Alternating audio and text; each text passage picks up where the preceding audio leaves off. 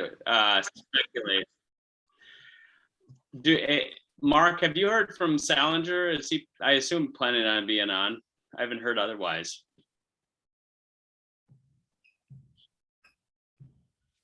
I haven't heard one way or another, but I'll ping him. I was with him at 12:30 to 1, and I think he mentioned the call later today, so I'm not positive, but I think it was mentioned, so. Okay. Well, I guess my hope would be that we could get through.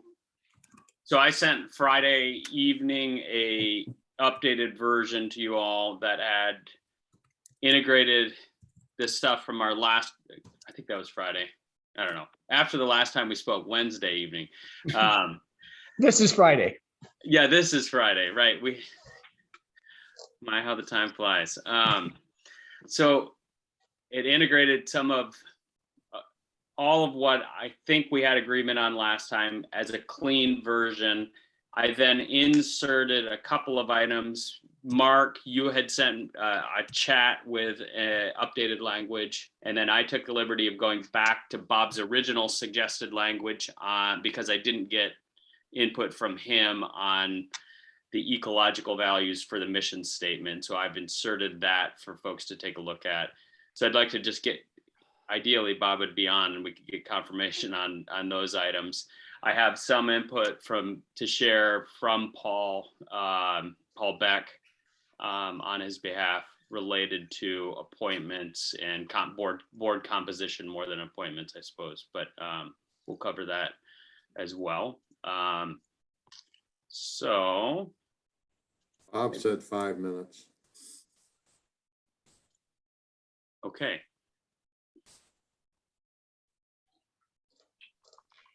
How to proceed? Talk more about Beavers football. I'm just going to go ahead and share my screen and we'll just dive in and we can circle back as needed with others.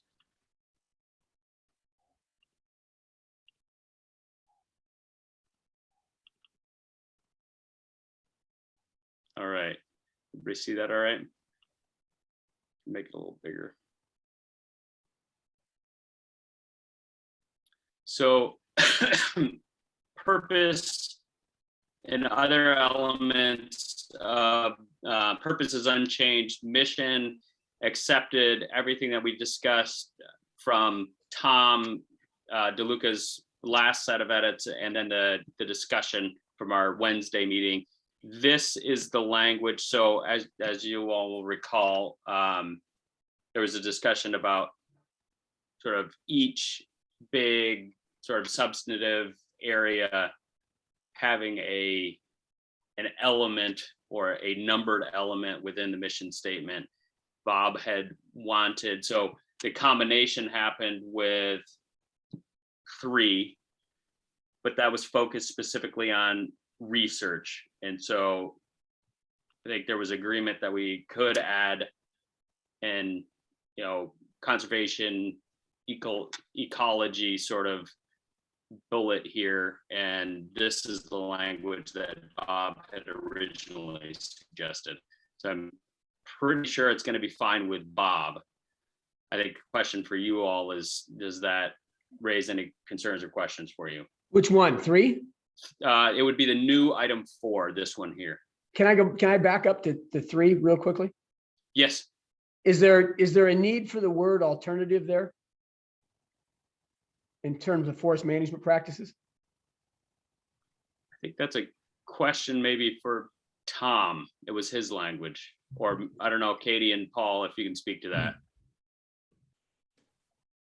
I thought we had actually struck that before with Tom. I don't know that it's Katie, any recollection? I didn't think it was a word we were. Yeah, I don't think we have. I would say I doubt there's a need for that word. I think that is part of the research that they're looking at, is what are different forest management practices that are common in the industry now. So I think that's why that alternative is there, like to clarify that we're not just going to be researching the same kind of standard practices that are in the industry now, but But some of the, I don't but think some, we'd have a strong reason for it to be removed. but yeah, Katie, some of the research is going to be on sort of traditional or sort of wide range practices, right? Yeah. So I think it's good coming out, Keith. I don't think we have a strong feeling. Okay, Yeah, seems like an unnecessary modifier in there, so.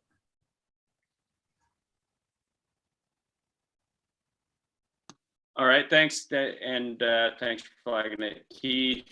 Item 4 then, this reinsertion. Any questions, comments, concerns? I like water quality and quantity but it's kind of a minor thing. Here's Bob.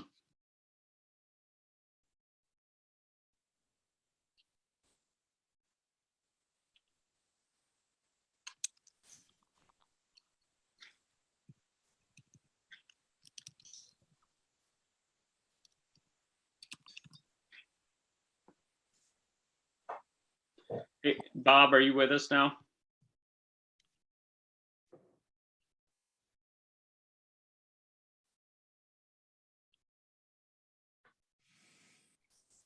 Hey, Bob, you're unmuted.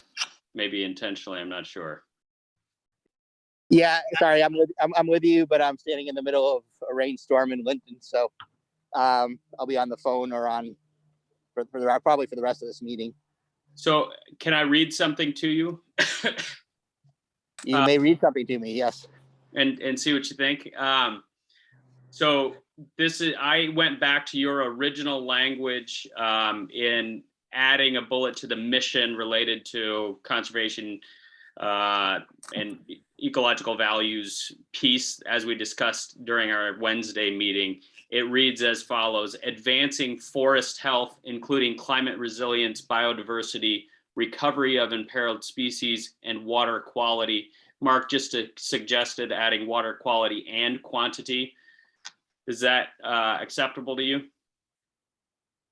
Yeah, that's great. I mean, I think it just got uploaded into the bullet above, which is about the research forest.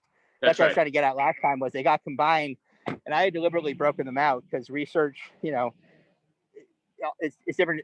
You get it. But anyways, yeah, if you can break that out, we're good.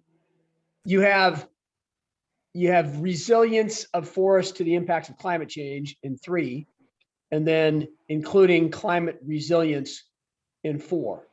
Is there a difference, or should that be just a singular statement?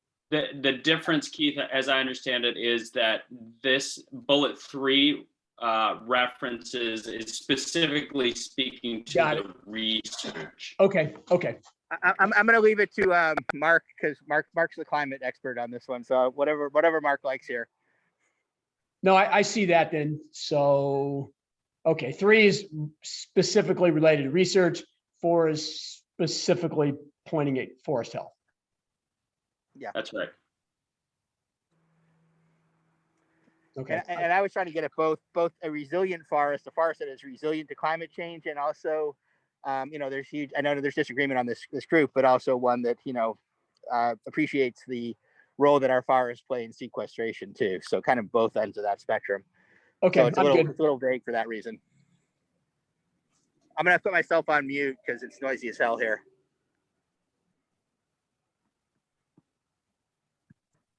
All right, hearing no opposition and pending Paul and Melissa's input, we'll consider this settled.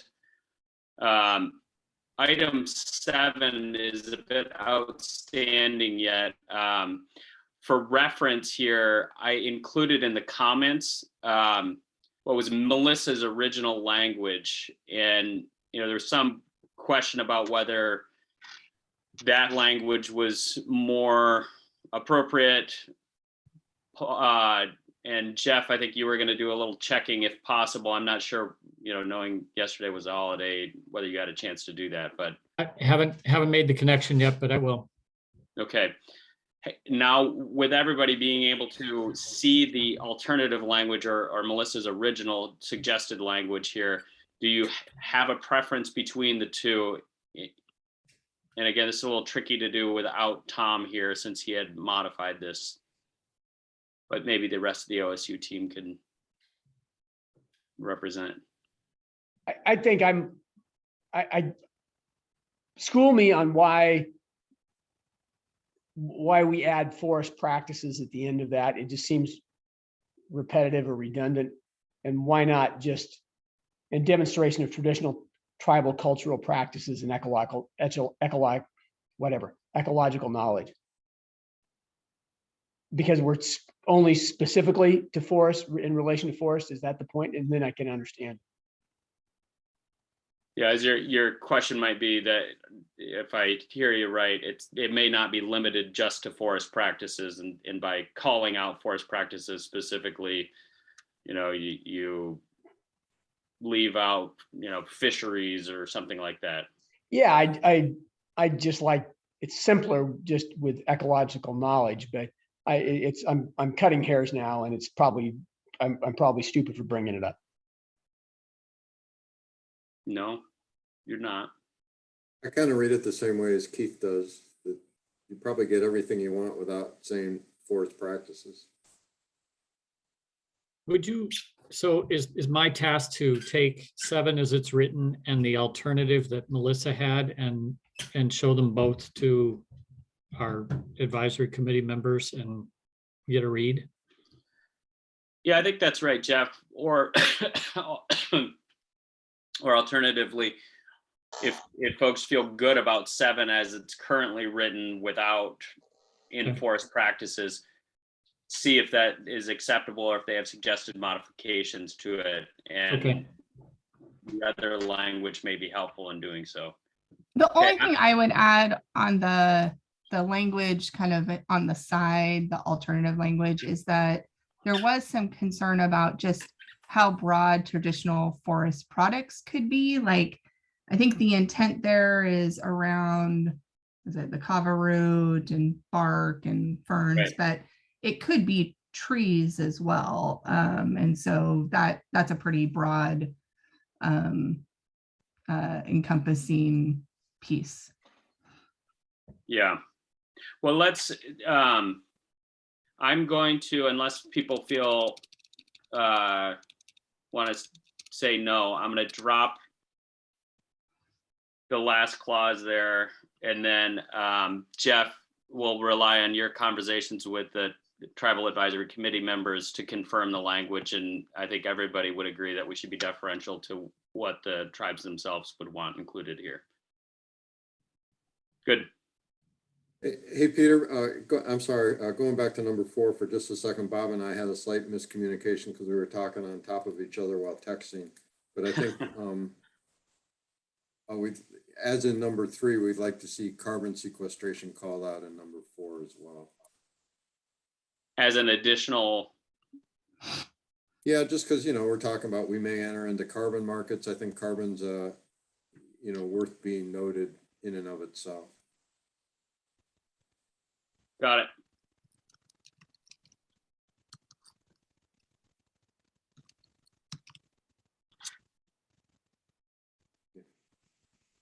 Okay. Moving on to item 9 on the list here. This as you recall from Wednesday, Bob, you had originally proposed and wanted to re-include language about collaborative structures and partnerships. So the reinsertion here is prioritizing collaborative structures, partnerships that recognize both local and statewide values that the forest provides. And Mark, this was also addressing one of the items that you had raised on Wednesday related to local and statewide.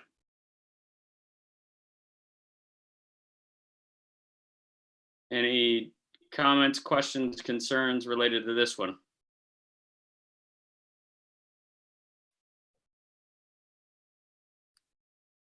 Okay. All right. Moving on down. So Mark, you had offered to create a bullet last time related to partnerships. And as a reminder, this is in the authorities section. And Bob, for your benefit, the new bullet as written is work with and create partnerships with surrounding federal, state, tribal, local, or private ownerships related to land management, research, and consolidation.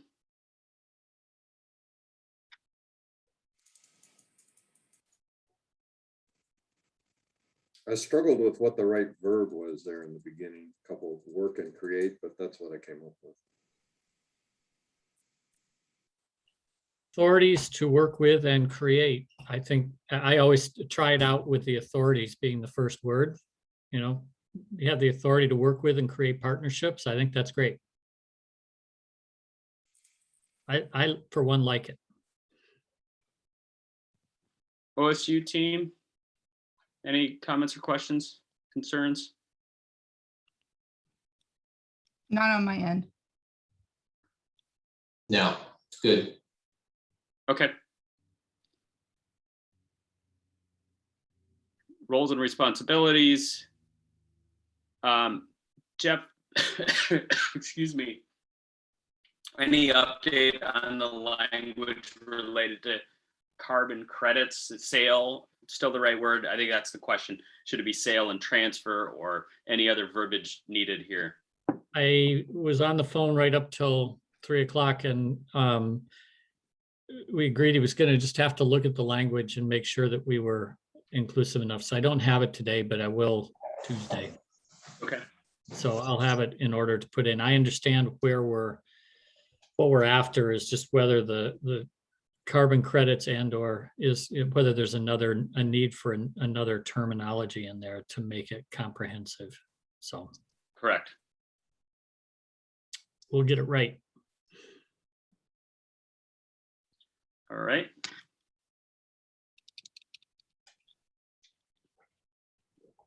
Moving down. Oh, I did also, just so people see that, reordered the board to be the first under roles and responsibility.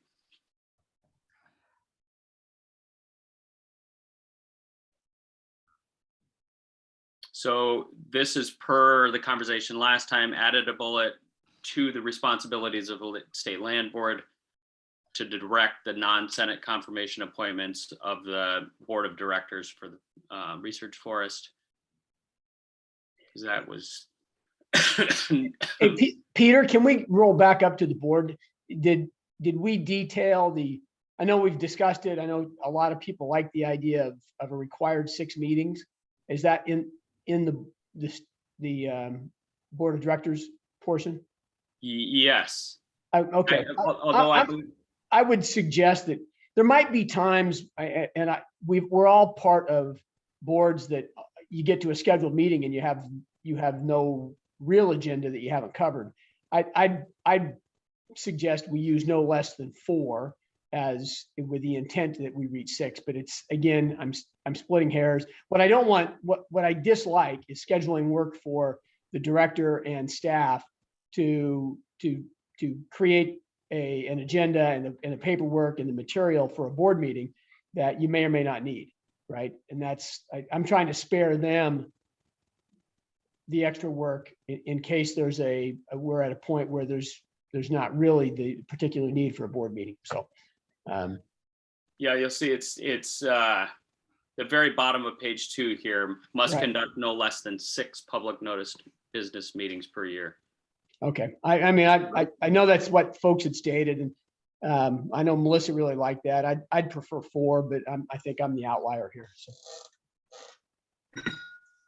And I'd like us to shoot for 6. I'd like the board to shoot for 6, but I've been a member of too many boards where you end up where there's not a particular need, and by holding a meeting, really all you're doing is piling work on staff that it can be better spent managing the forest rather than shuffling papers or electronic papers.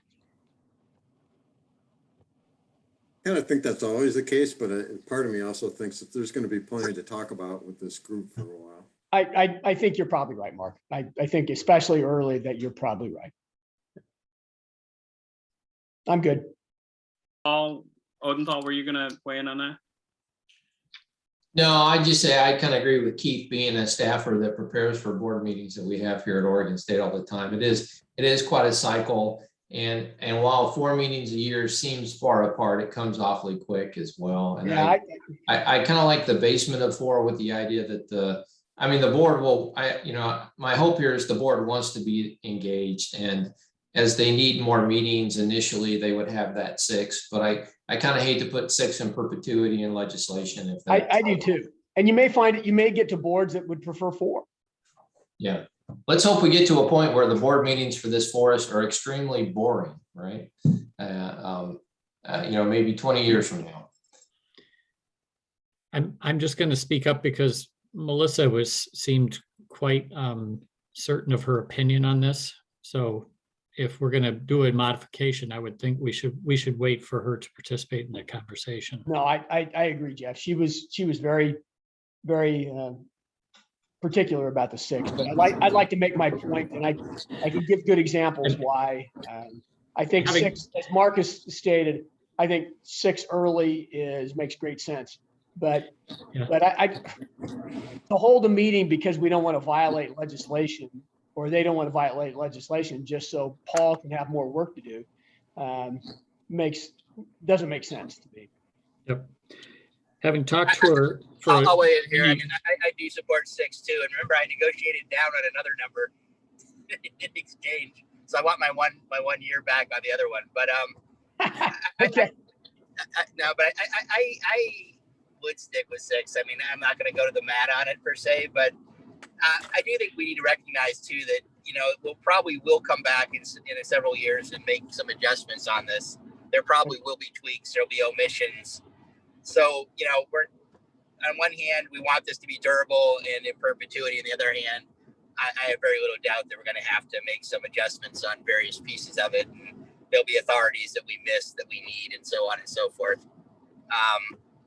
So I don't know, I think if we start out with 6 and it seems cumbersome, they can come back at some point and get this amended too.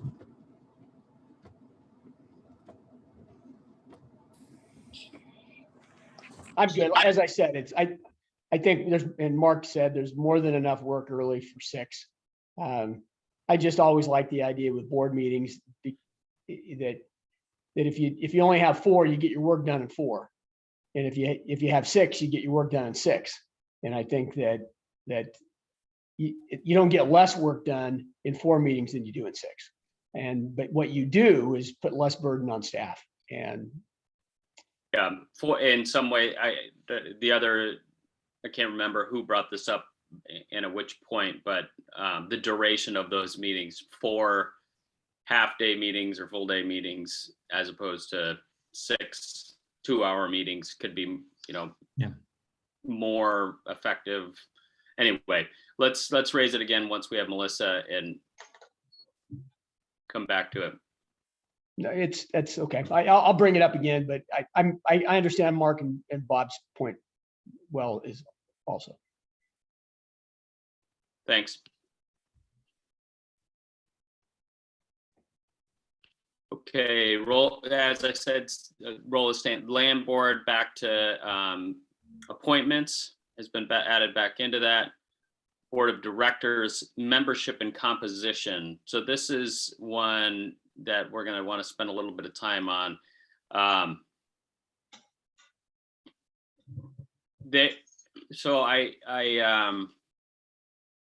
Right now, again, appointed by the state land board, not by the stand land board. The land board does so in consultation with OSU and endeavors to appoint members with a full complement of relevant experience and expertise in subjects related to the purpose operation of the Elliott State Research Forest, as well as demonstrable interest in the success of the stated mission of the Elliott State Research Forest. Paul felt strongly that there needed to be seats assigned here. And not having him here, I'm not going to make the pitch for him, but I do want you all to know that that is an element that's pretty important to Paul. Peter, did we include a statement at the earlier part, looking at the board, in the mission or thereafter, where the board's intent is to manage a forest, not to oppose management of a forest, right? And That's right. I'm wondering if Paul, if that's clear, then does that meet Paul's concerns here? We did add it during on Wednesday evening. And he was a part of that conversation, and my communication with him is subsequent to that. He may not have been thinking about that, but it was already in there. Okay, all right, thanks. Hey, Peter, so I agree with the demonstrable, the spirit of that. I'm just wondering what demonstrable actually means. I'm not quibbling with the intent here, but I don't know how you get to demonstrable commitment to. Does that mean you've actually done something? So I think we need to think about that word and whether it has any meaning, although I don't disagree with what we're trying to get to. On the issue of the stakeholders, I don't know, I'm kind of excited about going this way, and I understand Paul's fear here, because I share it in some ways. I think there's a comfort level in having assigned seats and that kind of a thing. I also think it leads to some of the political, I don't know, this partitioning of this is the timber district seat, this is the conservation seat, Yeah. This is the county seat. I also think leads to some of the fractures that we see in our politics as well. And so I think when I looked at this and thought about it, it feels like taking a bit of a risk. But it also seems like a healthy risk. And the idea that the land board's not going to appoint somebody that's a representative of the local community, or wouldn't appoint somebody that's a representative of the timber industry, given, or a representative of a conservation group for that matter, given the mission of this forest, seems very unlikely to me. And it gives them a chance to do a little more holistic thinking about people, as opposed to these slots that tend to become, kind of provincial, kind of, this is the person we need in our slot, and we need another person in that slot. And you start to count heads a lot more. I don't know if we can avoid that in the end, but I guess that's kind of the spirit that I'm trying to think about. So I like it open-ended for that reason. And it also makes me nervous. I think the other benefit of open-ended is if we go down to the next one where we're going to have 7 or 9 members, once you start identifying slots, then you get into, well, what slots are you not going to include? And that can be as challenging as identifying what slots you are going to include. And I do think those primary interests of local, the industry, and conservation and others would be reflected in whoever the land board comes up with. Yeah, I think I'm with Mark and Bob here, really. And I think that the opening statement, the land board shall consult with the board of directors and OSU. So there's OSU and the board evidently will have a voice in saying, hey, it'd be really good if we had some sort of representation here. I think that's where our bases get covered. And I don't think the land board, or I don't see a land board that's going to shut out an entire conservation community or an entire forest industry community from participating here. I don't see it happening. Not with how carefully we're creating legislation here to create a purposeful research forest. I think also in 8 to 10 years, when all of the research and operation stuff is all settled out and runs pretty I'm saying this tongue in cheek, but it settles out. But it could be like all of a sudden there's a need for somebody from education, local public education, or from the recreation community. And you might at some point look for that kind of expertise on your board that maybe you don't ping on the first go round. And same with tribal stuff could come and go depending on the interests of the tribes at a particular point in time. So I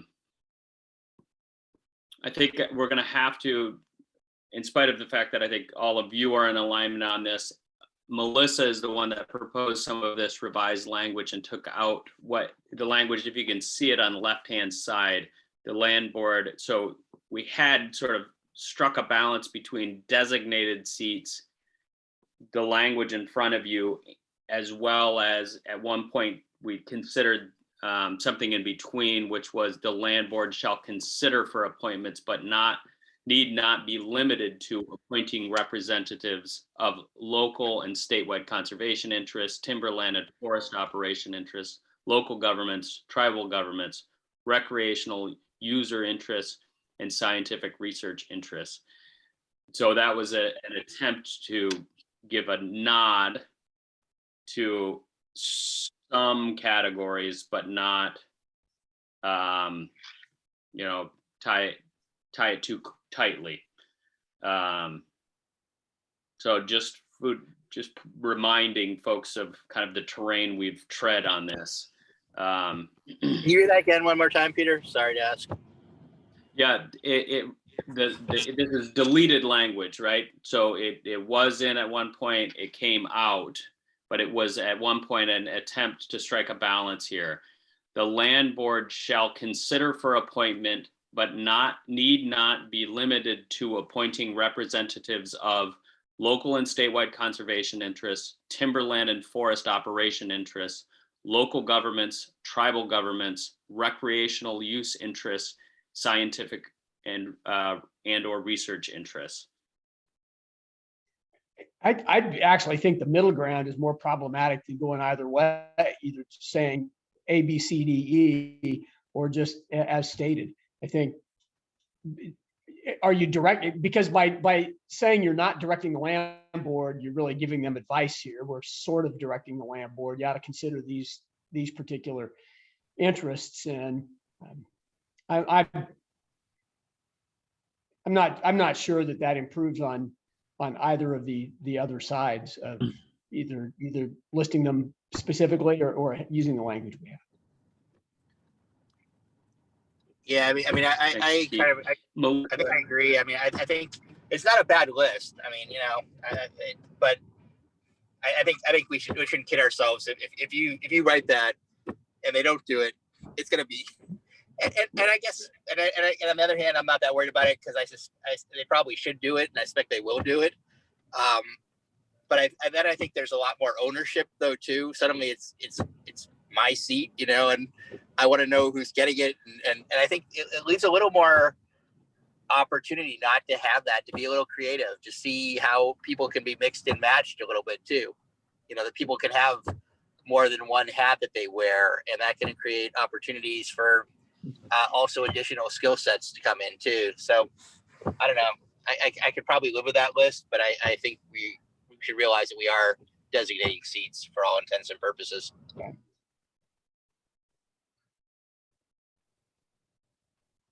Thanks. And for Tom and Melissa, who just joined, we've been discussing, and we can go back and revisit a couple of topics above, but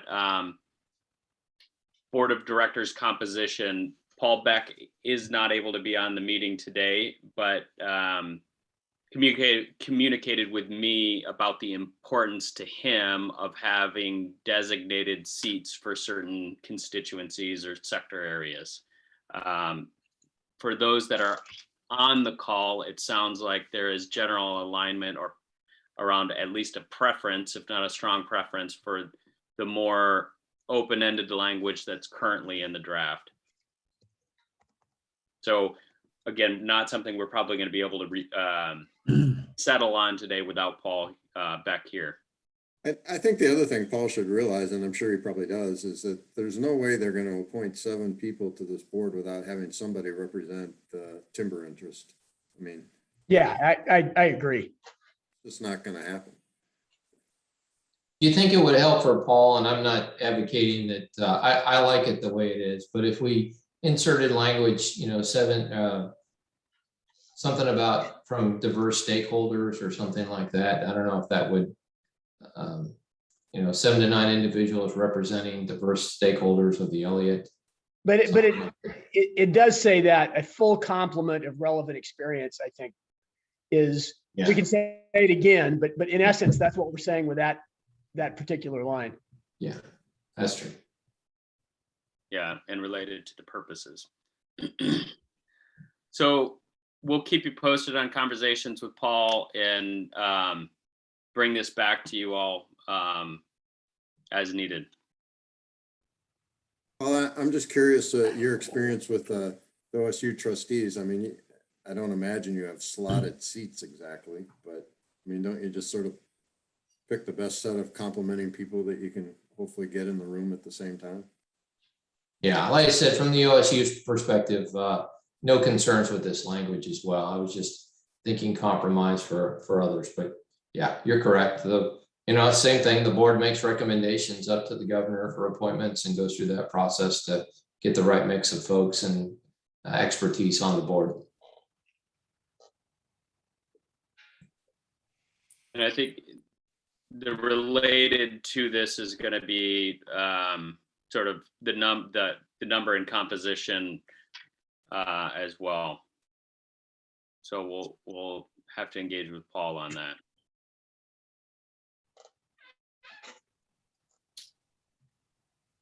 Public Peter? accountability. Yes, Melissa.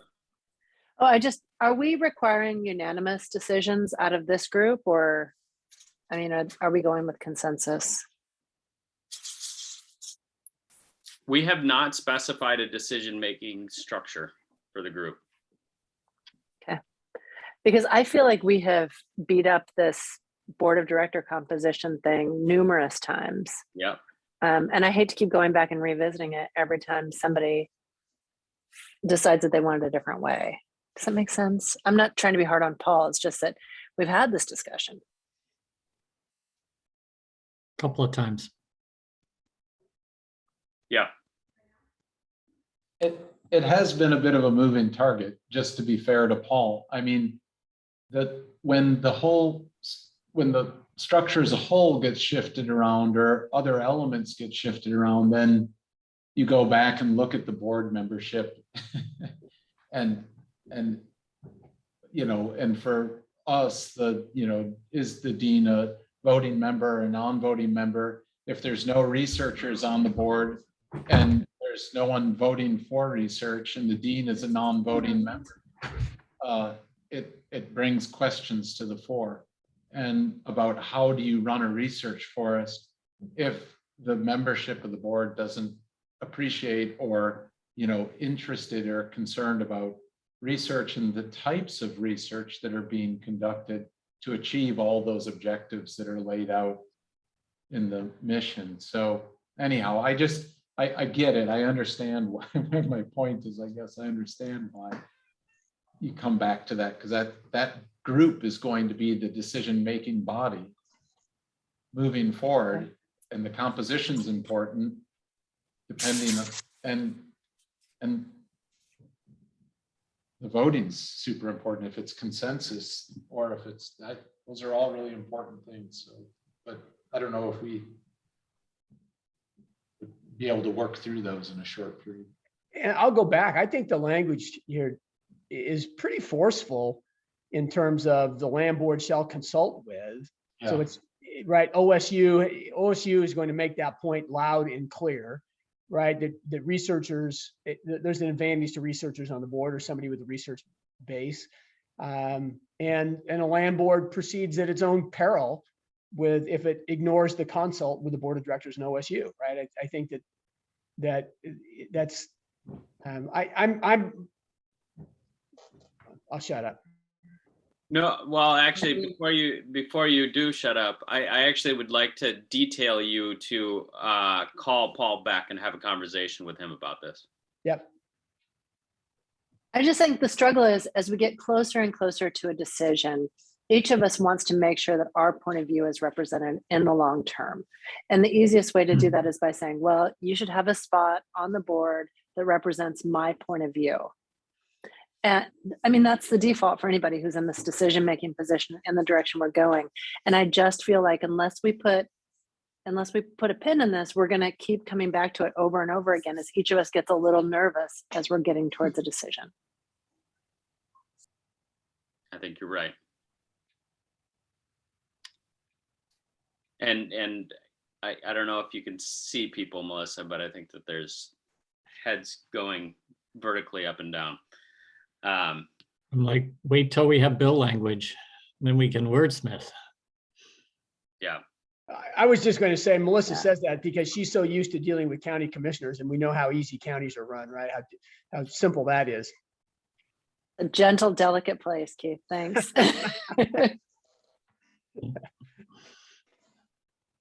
Thank you all for your continued patience on this and working through it. Okay, initial board, I think we're settled pertaining to the Elliott advisory bodies. They have that authority. No questions there. Public accountability, we haven't had a chance to clean this stuff up yet. So we have here a series of edits, including, I'm just going to give you all a second to read this.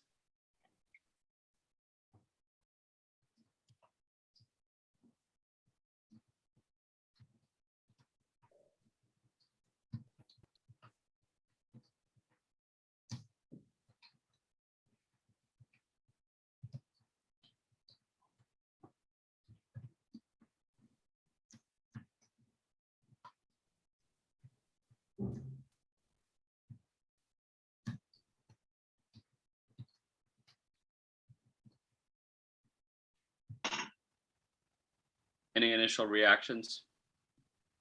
And let me ask it this way. Any concerns with accepting the suggested edits?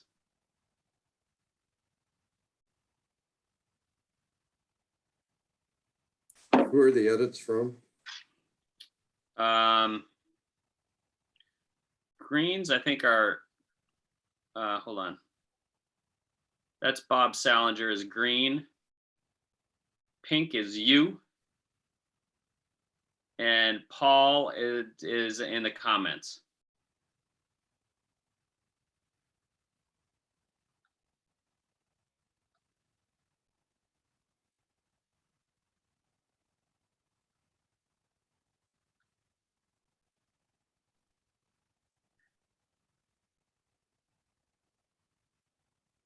I'm just worried, like when you say public records law apply to the entity and other relevant staff, I'm just not sure what exactly the definition of that would be. I don't want to create any gray areas in public records law. And It I, might be easier to have an exception than it is to have. Do you know what I mean? well, the public records law applies to the entity and it applies to OSU. So it'll cover all the staff. I wasn't sure what the addition was trying to get at.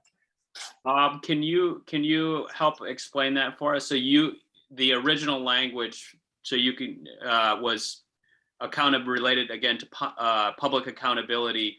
Public records law apply to the Elliott State Research Forest entity. You added the following language, including the activities of the executive director, and Mark added to that and relevant staff. Were you thinking that the first didn't cover the ED or staff, or why the addition? Bob, are you on mute? Yeah, I'm not sure that's my addition actually, but if you say it is, I'll agree with that.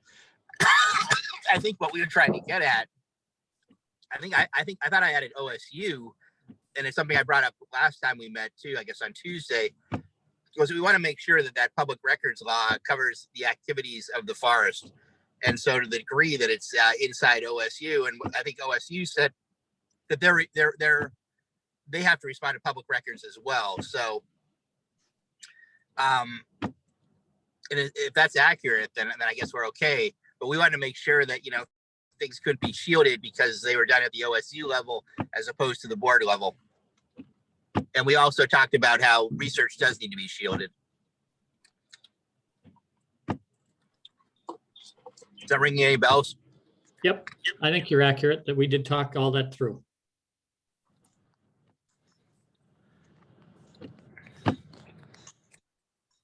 So I just are you say s- on that section, I think if you put public record laws apply to the entity, it's going to trickle down through all the staff. And probably if we sent this language in, LC would just leave it that public records apply to the entity, because I think that's, you know, how it works. Mark and Bob, are you okay with deleting your additions?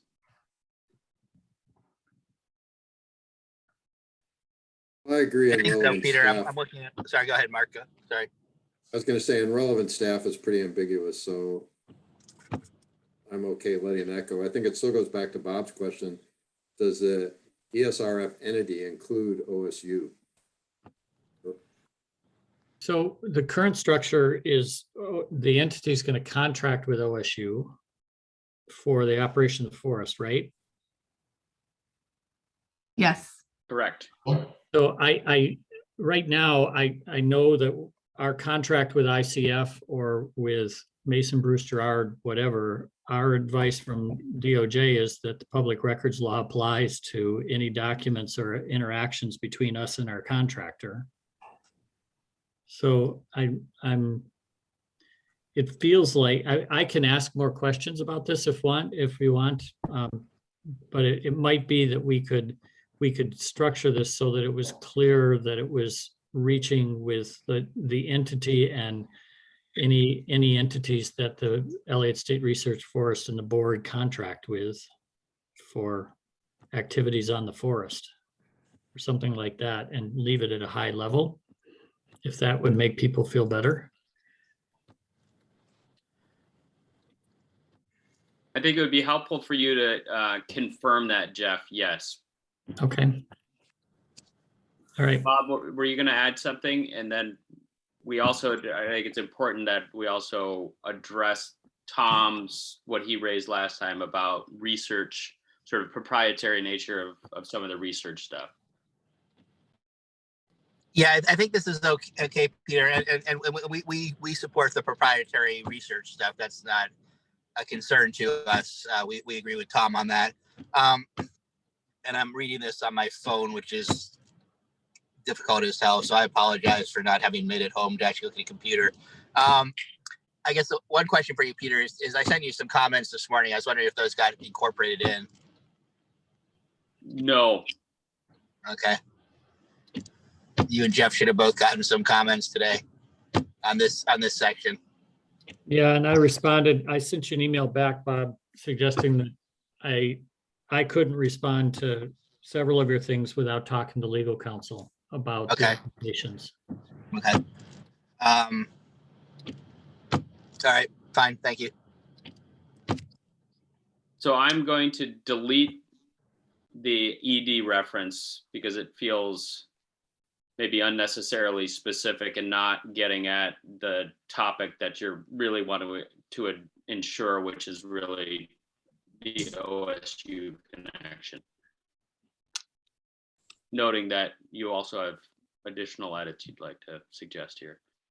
Paul Odenthal, I'm going to have Matt DeVore talk to Terry on this particular issue, just so we make sure that we're thinking about the confidentiality of research proposals or embargoed material or whatever. But if you could just give them a heads up to be available for a quick one. Yeah, good. And I do think, Jeff, I think those are already kind of in the, the allowable exceptions to the public records law that already exists, right? For I'm pretty darn sure that's the case. Personal information, that sort of thing as well. But yeah, let's have Matt and Terry talk. Okay, and we'll just come back, Peter, to the group with language that accomplishes the goal and doesn't try to amend the public records law itself. Thanks. Other comments related to the suggested modifications here?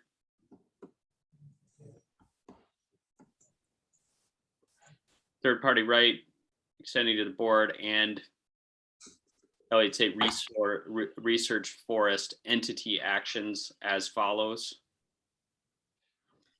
I'll speak up on this just so people, we're not going to be able to resolve it now, but just so people understand what we were trying to get at here.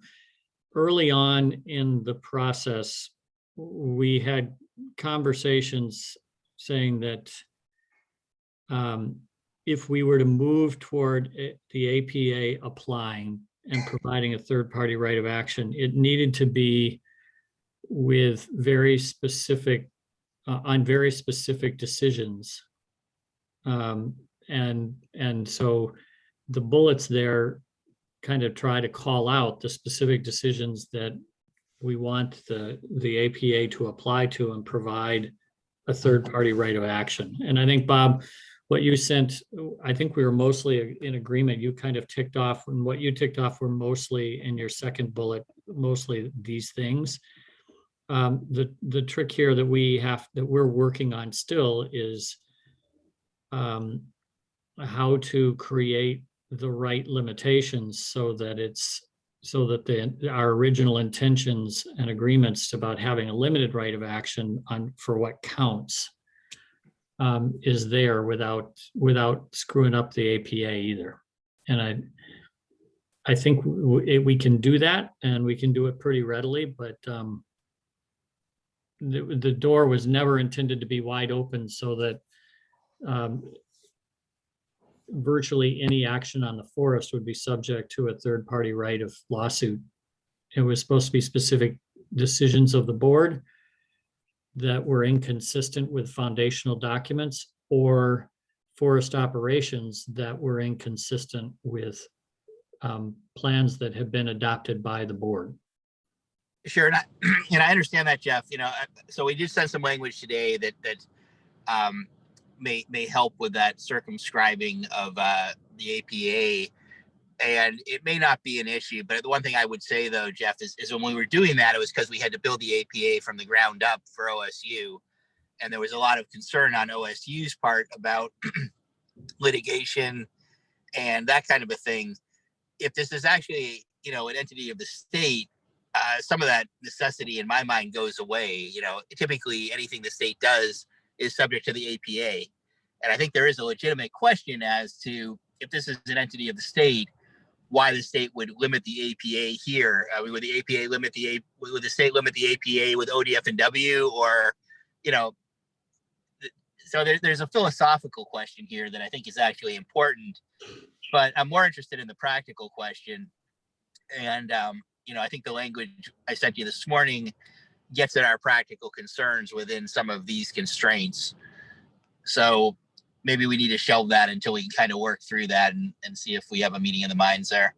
Yeah, I think we can get there. I think the difference between this entity and a state agency is this entity isn't responsible for creating policy reflecting the state. It's about management of a particular 83,000 acres and not really setting policy that has implications for others that would come out in the context of a final order that would be directed at citizens someplace else. And that's the difference. But I don't think we've got distance between us on how to resolve this. We just need to. Okay. Yeah. So let's work through that, get it to a coherent place, and bring it back for people to bash around so that we make this most efficient possible. Okay.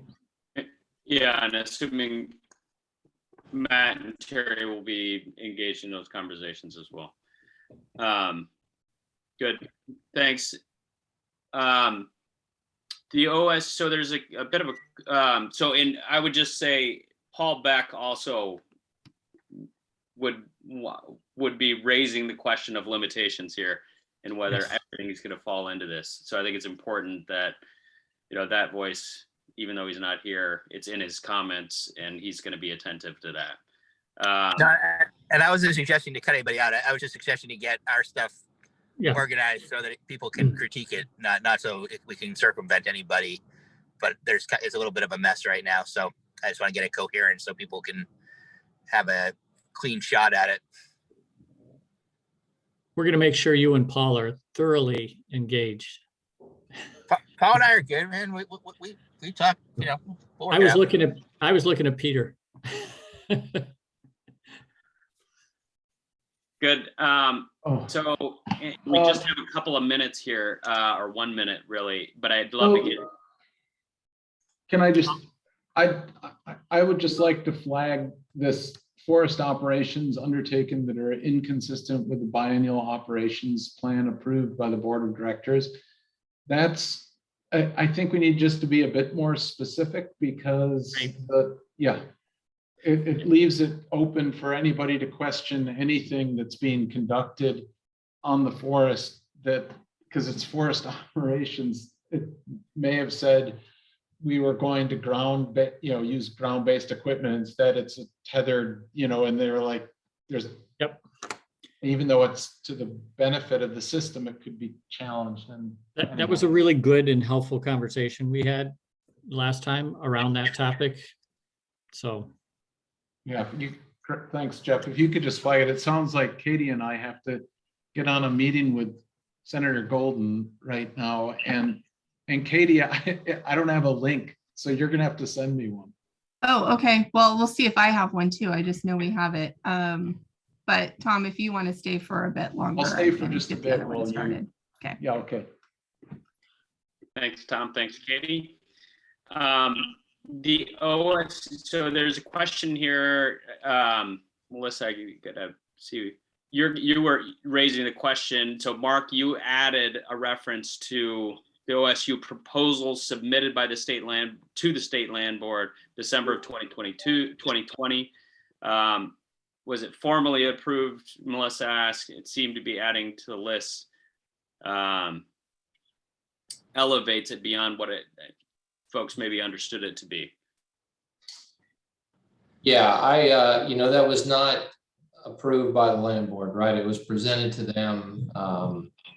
I don't even know, I would say they accepted it. They accepted the report, I suppose. But it was not an approved document. And I guess the question going forward, this is about amendments, and Tom, in the future, do you see the proposal being updated, or is that really the updates are going to happen in the forest management plan? I think the updates will happen in the forest management plan. It's my sense. Mark, does that answer your question or your suggested addition here? Seems to me the forest management plan is sort of a subset of the OSU proposal in some ways. So I guess what I was interested in there, we don't know exactly when the forest management plan is going to be finished. The OSU proposal is really the most concrete framework we have at the moment for knowing what's going to occur and how it's going to be structured. So I guess that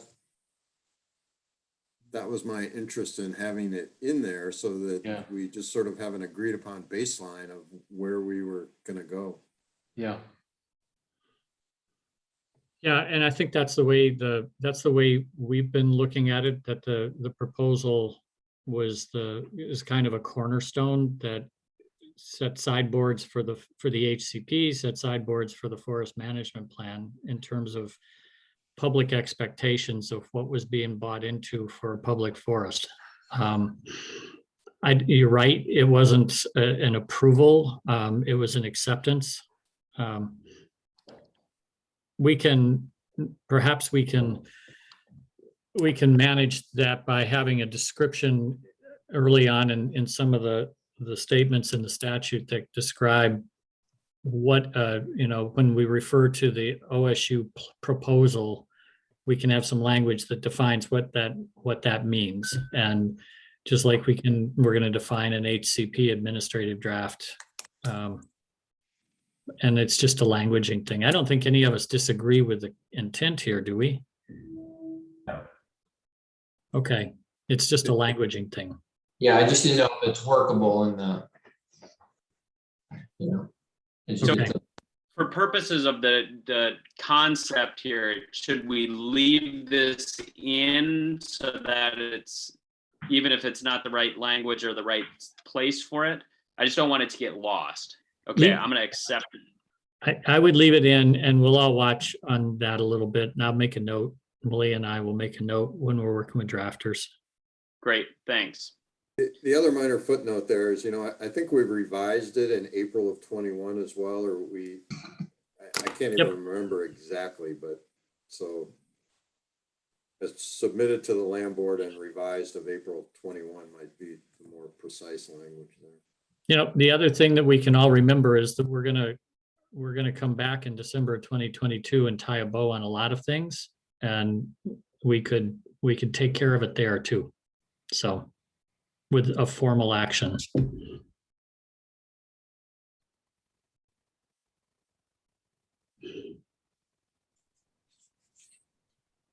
All right.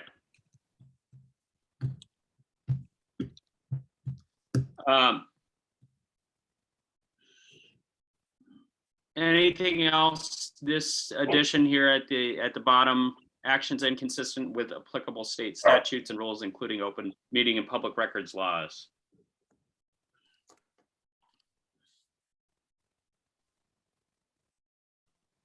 Okay. Placeholder language for decoupling, we'll just have it in there as a placeholder. Jeff, anything you all would want to say about that? No, I think it's fine to be there.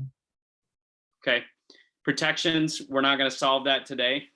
We're not. But it is important that we have a conversation about that. So I guess the question, knowing that we've got a couple of moving pieces here, many things are resolved.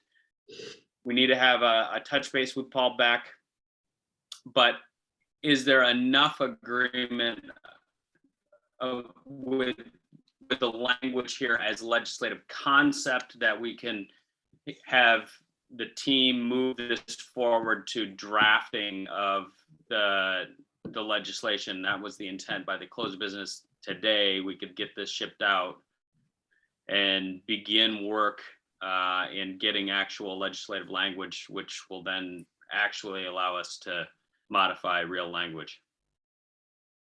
Anybody have concerns with that?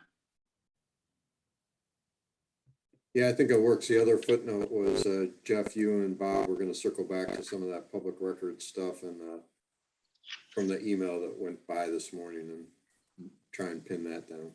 Yeah, and this will just be the start of working with Ledge Council. So if we have things that are dribbling in, we can add while they're doing some work. So. And ideally, Jeff, they would start on the areas where there's already alignment. Yeah. Yep. Great. All right. Well, helpful meeting. Thanks for taking the time again on a Friday afternoon, folks.